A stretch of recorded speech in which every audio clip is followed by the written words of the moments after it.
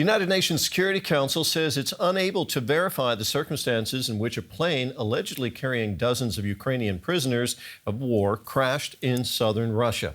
The Kremlin says Ukraine shot down the transport aircraft carrying 65 Ukrainian soldiers to a scheduled exchange of prisoners. Moscow says Ukraine was given a 15-minute warning of the flight and that both of the plane's black box recorders have been recovered. Kyiv says it has seen no evidence that the aircraft was carrying Ukrainian prisoners.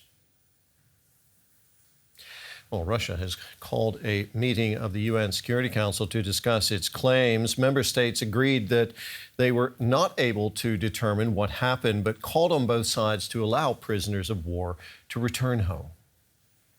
To avoid further escalation, we urge all concerned to refrain from actions, rhetoric, or allegations that could further fuel the already dangerous conflict. The fate of prisoners of war should not be instrumentalized. We urge the parties to continue pursuing exchanges of prisoners of war. Families of both sides are waiting to be reunited with their loved ones. Let's bring in Nick Connolly here. He's our correspondent in Kyiv. Nick, are we any closer to knowing who was on board this plane? We aren't, and I think the biggest question that's being asked here in Ukraine is a very dark one. Where are the bodies? So far we have seen some very limited footage, some pictures of wreckage that is alleged to have been from the crash site and of one body. Supposedly it's a picture that's been blurred so we can't see the detail. But if indeed, as the Russian side claims, dozens of Ukrainian prisoners of war were on this plane, and this is a plane that crashed or seemingly fell out of the sky from a very low altitude that it was flying on to avoid radar. So we would see more. This is a place that is not far away from human habitation. This is not some remote crash site. So this is all very strange. Why we haven't seen more in previous disasters, previous downings of this kind, like MH17, you very soon had locals taking pictures of things they were seeing, things that had fallen into their garden, that had fallen nearby. So the idea that we wouldn't see more, that we wouldn't have evidence of this mass kind of death of these prisoners of war is very strange. Nick, I understand that Kyiv's response to the crash has drawn criticism from within Ukraine itself. Tell us more about that. Certainly. We have been living here in a bit of an information vacuum, especially when it comes from, in terms of Ukraine's leadership, President Zelensky. He had said in the immediate aftermath that obviously the lives of Ukraine's prisoners of war in Russia is his top priority and called for an investigation, but beyond that he hasn't said much. We've heard from the military saying that they would continue attacking targets in that part of Russia, that these were all legitimate targets. Some read that as an admission of responsibility. Others say that this is just Ukraine not letting itself be intimidated by Russia and its kind of PR campaign.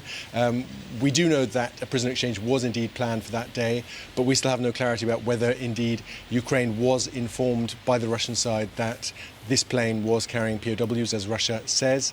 And there's a real worry here that, given that Russia controls the crash site, it's unlikely to allow a full and free international investigation. There are reports of Russia's plans to move bits of the debris to Moscow, so the stuff won't be there in situ for outsiders to verify. And lots of families here, even if they're not convinced that their families were, or their family members were on board this plane, very, very worried about the fate of these prisoners in Russia and fear that Russia could use this as a pretext to basically hide these people and not transfer them for an unclear period of time. Could this incident, Nick, jeopardize future prisoner swaps?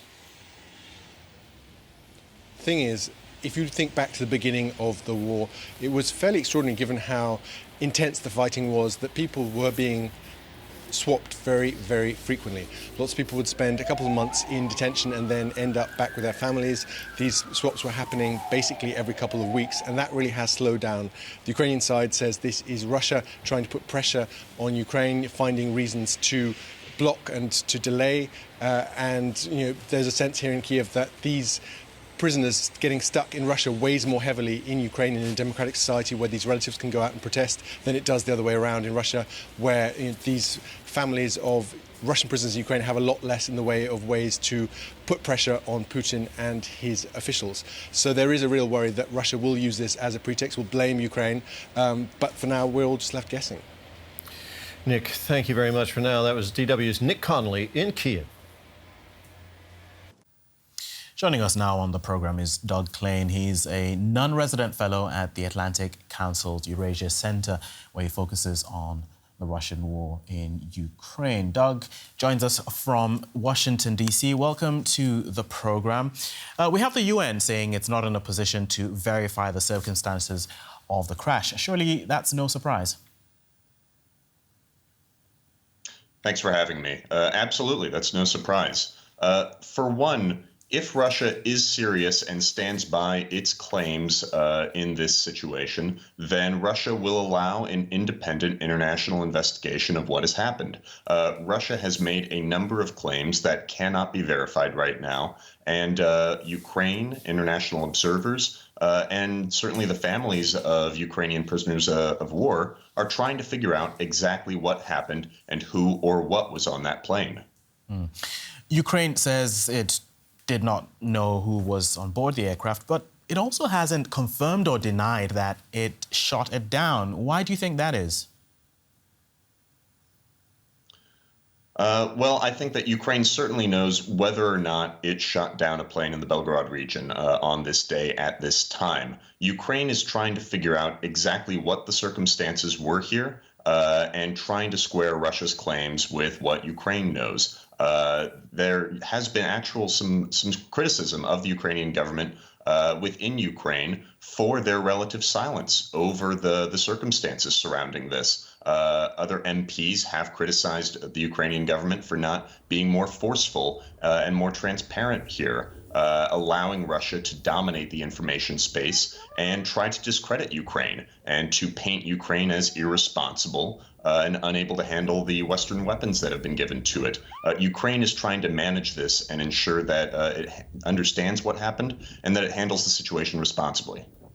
And do you think this incident would have any impact on the future of prisoner swaps? That is another serious fear, especially amongst Ukrainian families who family members are prisoners of war. They worry that Russia will use this as pretext to dial back or cut off entirely prisoner swaps. That would be a devastating thing for Ukrainian morale. There have been some high-profile swaps of prisoners, as well as the releases of Ukrainian children that have been abducted by the Russian military and Russian state and held in Russia, and in some cases adopted by Russian families. Ukraine has lost tens of thousands of its people, both soldiers and civilians, to Russia. They want to get every soul back.